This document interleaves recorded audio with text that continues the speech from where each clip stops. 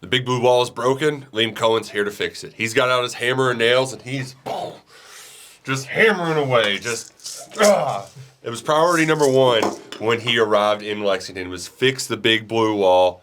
Can he get it done, Adam Luckett?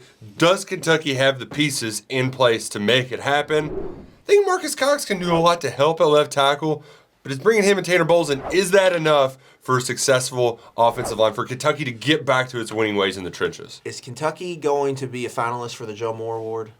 No. Hard no. Yeah. Are they going to be improved? I think that's a hard yes. Number one, you can't get any worse. Like, it's hard to get any worse than what last year was. Number two, like, we have to remember at this point last year, the experience. There was none, right? Yeah. You had two proven pieces. You had Cox and Horsey. Playing different positions than they had previously played. But you get into the season, and Cox is playing a new position, and Horsey has to play a new position right away. And it was a mess from start to finish.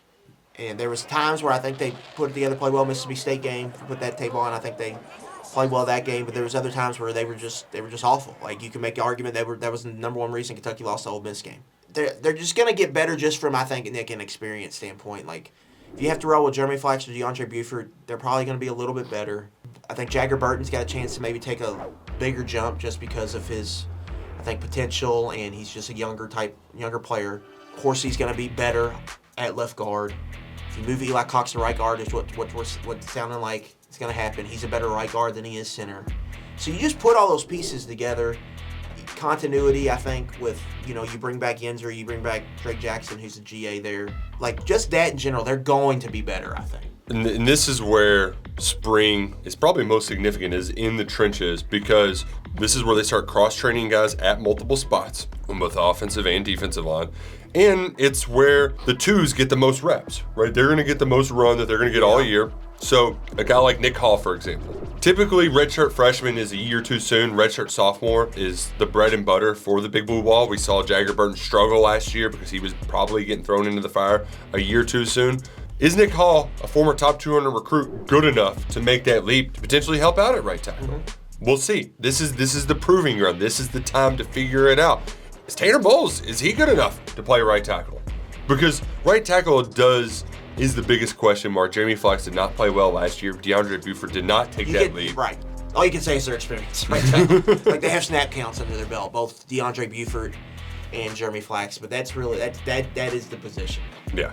And so now's the time where you figure out, do you need to go to the transfer portal or not? They got 15 practices to figure it out. If not, then you're going to be back on the portal. Right now, Kentucky has 84 players on scholarship, so you've only got wiggle room for one. Now, they might lose some guys to the transfer portal this spring, and you get a little bit more wiggle room.